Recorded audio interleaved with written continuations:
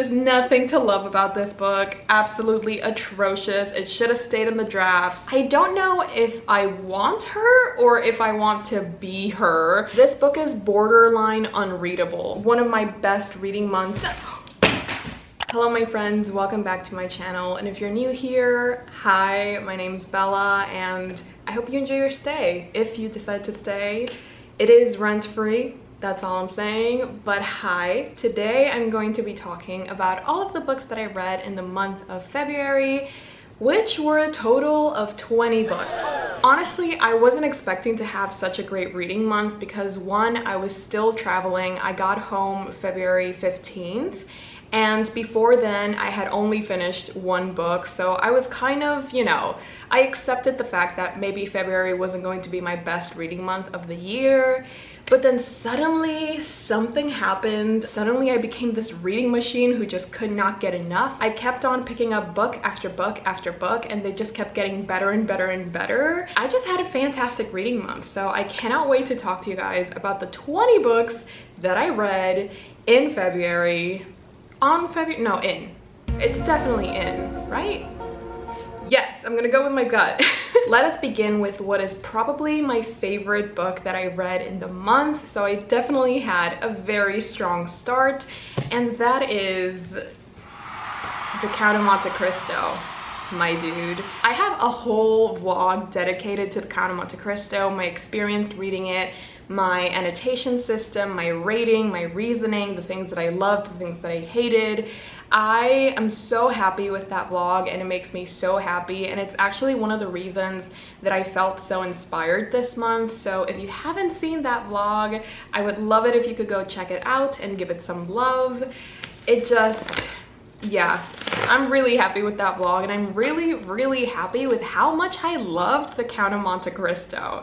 I ended up giving this bad boy 4.5 stars. I don't think it's an exaggeration when I say that this is probably one of my favorite classics that I've read. The sun apparently does not agree. I absolutely adored The Count of Monte Cristo. It's easily become one of my new favorite classics, and if you've never heard of The Count of Monte Cristo before, this is the story of a man who is betrayed by people he thought were friends, and because of them he spends 14 years of his life in prison. What hurts the most is the fact that he went to prison when his life was about to begin. Like, he was about to marry the love of his life, he was about to get this huge job promotion, things were looking up for our main character, until suddenly he gets put into jail and he starts to rot, both physically and mentally and emotionally. It's this story about revenge and scheming and vengeance and love and humanity, and it's basically a story of life. And I loved it so very much. I loved seeing our character turn into this morally ambiguous type of person. Revenge is so sexy, and Monte Cristo does it in the sexiest way of all time. I just adored this book, and I definitely go into a lot more detail in my vlog, but yeah, I definitely had a fantastic start to February. I did not think I was going to be reading Monte Cristo so fast and so early on in the year, but I'm so happy that I did, because this helped me realize that even if a book is 1,000 pages long, it may not be as intimidating as you think it will be. The fact that I got to finish The Count of Monte Cristo and the fact that I loved it gave me the courage to want to try other big classics like Moby Dick and Les Mis, which a lot of people have been recommending to me. And it's also got me excited for Anna Karenina by Leo Tolstoy. That is another bad boy that I want to hope and try and read this year. The Count of Monte Cristo has become a very significant book in my reader journey, in my reading life, and I'm so happy that I got to share my experience with you guys. So yes, The Count of Monte Cristo, also definitely one of my most annotated books of all time. That is just insanity to me, but I love it.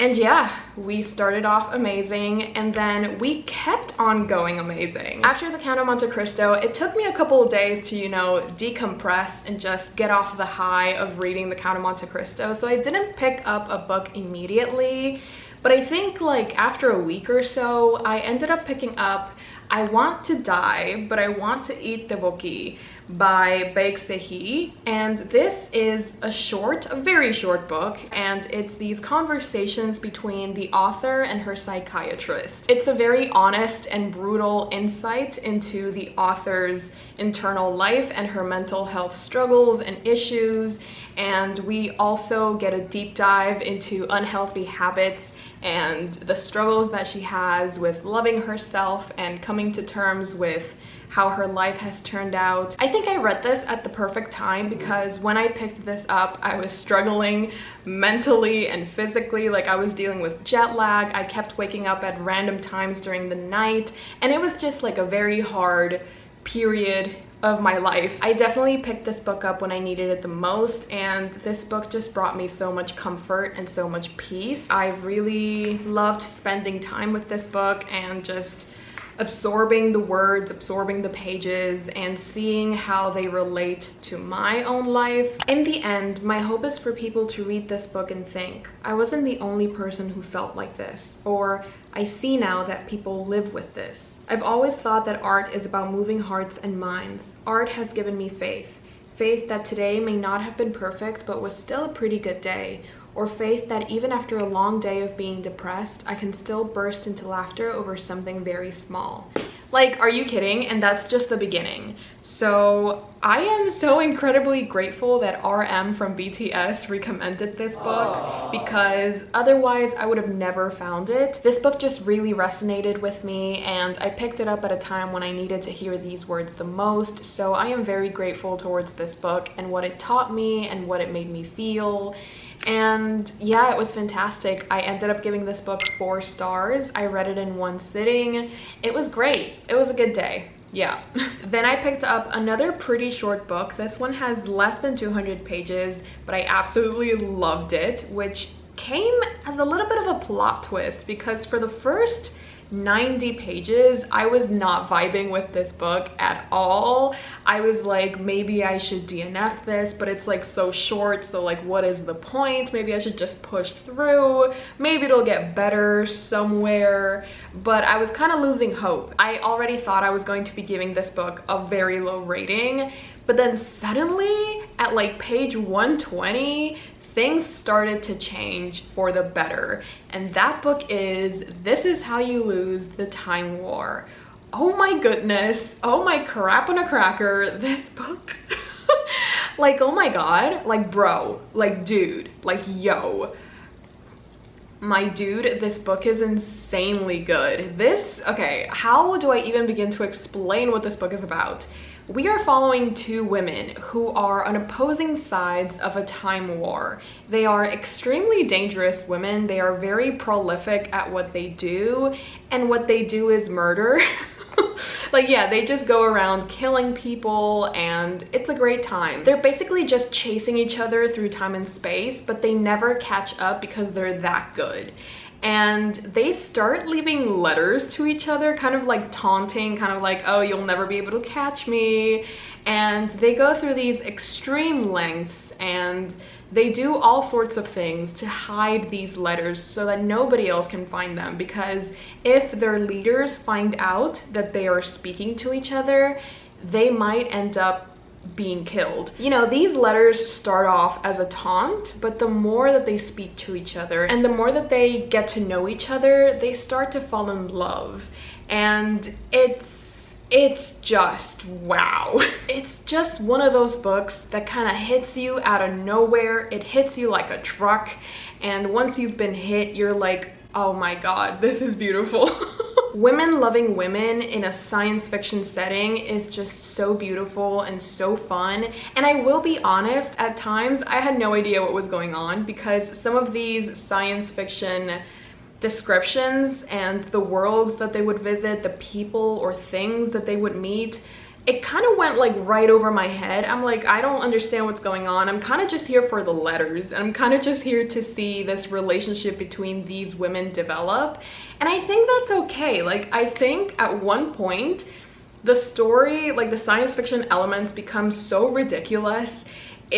You're not really meant to understand what's going on. It's more like, hey, all of this crazy stuff is happening, but these 2 women are falling in love, and I think that's what matters. At least that's what matters to me. There are so many lines. The writing, my dude, oh my god, this is one of the most beautiful writings that I've ever had the pleasure of reading. I just have pages and pages and pages of annotations. I'm just gonna read this one. I love you, I love you, I love you. I'll write it in the waves, in skies, in my heart. You'll never see, but you will know. I'll be all the poets, I'll kill them all and take each one's place in turn, and every time love's written in all the strands, it will be to you. Are you kidding? Like, you're actually insane. I want to meet you in every place I ever loved.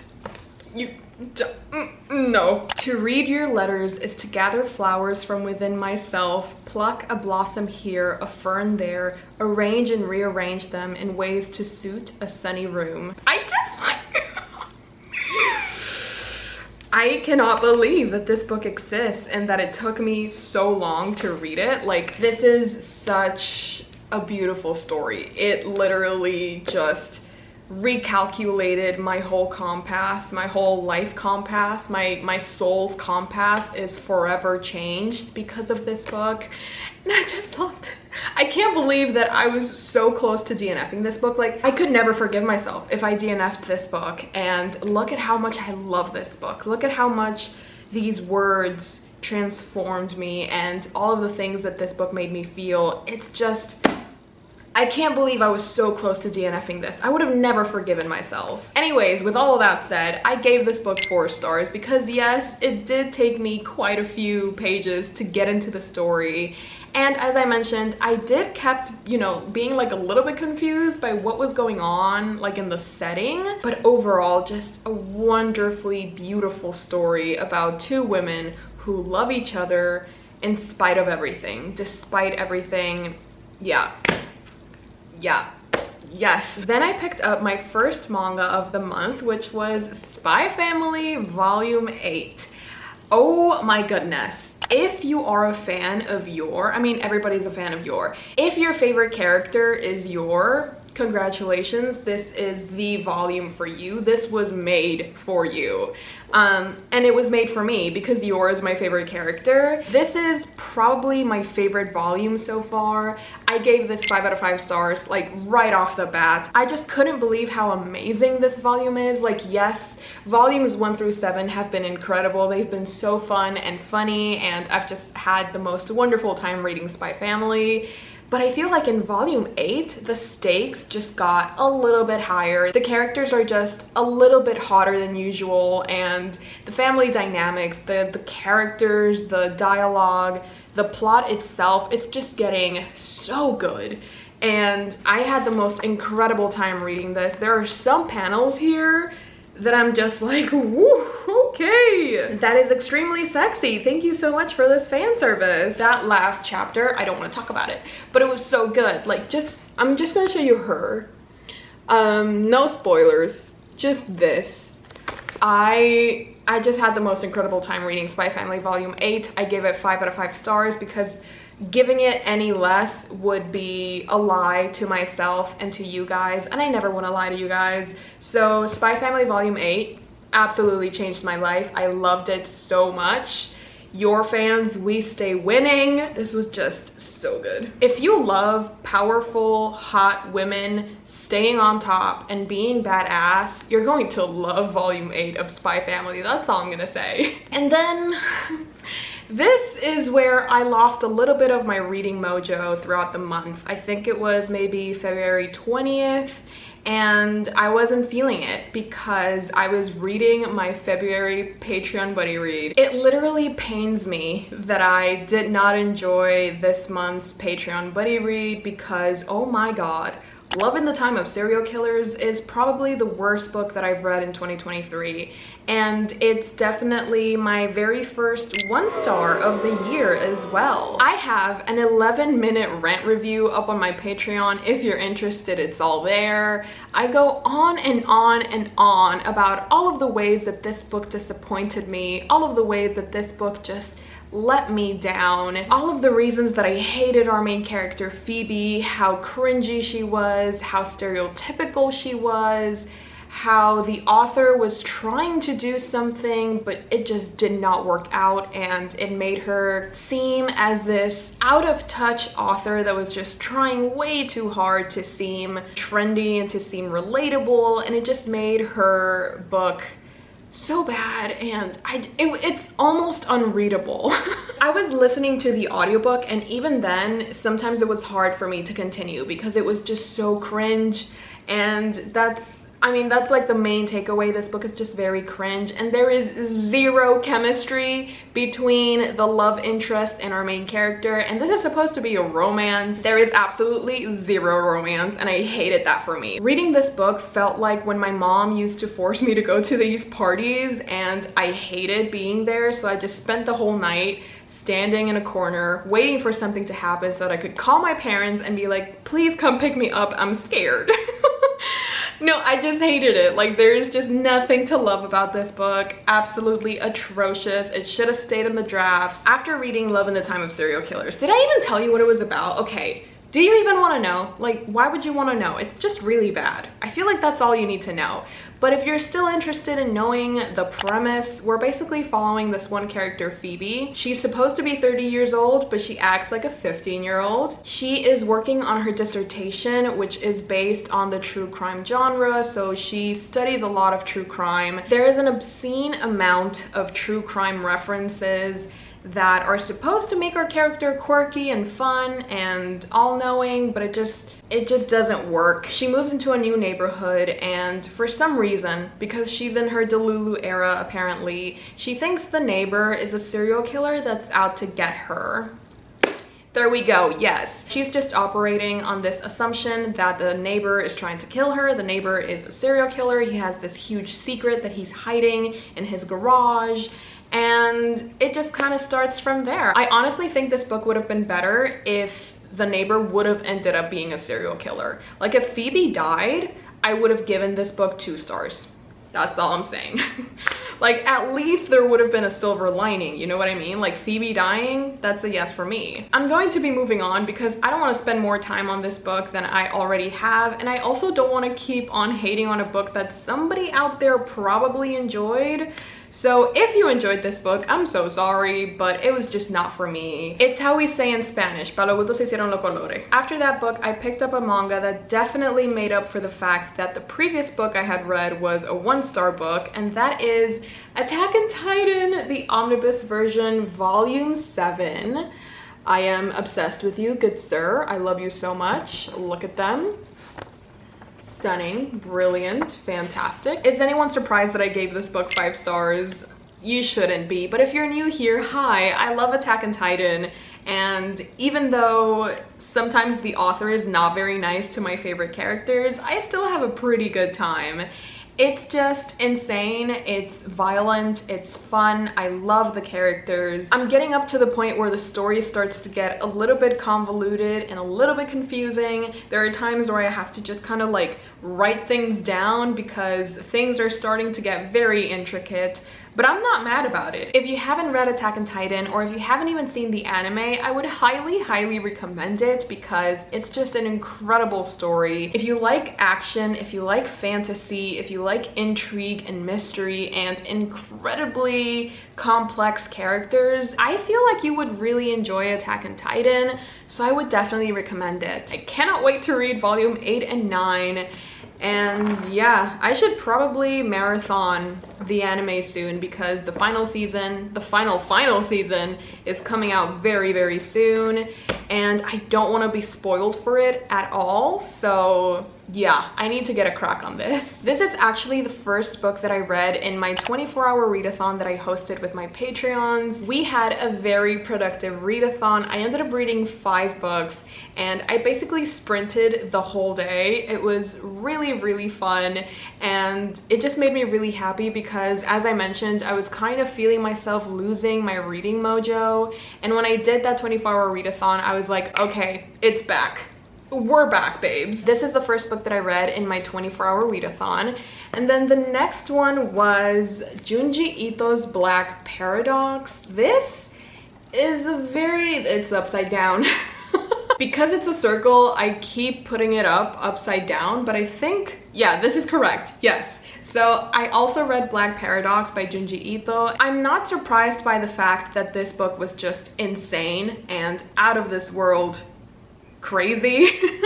But I am surprised by the fact that Junji Ito never ceases to amaze me. Like, he is constantly coming up with the craziest stories and the craziest plot twists and the darkest of stories as well. For example, in Black Paradox, we're following these 4 people who all want to die, and they meet through this website called Black Paradox, and they decide to die together. But on the day that they meet, some strange things start happening around them. There are some very strange circumstances surrounding these 4 people, and through their adventures and through them trying to stay alive, they discover something very, very creepy and, well, something basically out of this world, pretty much. I mean, they do look pretty cool.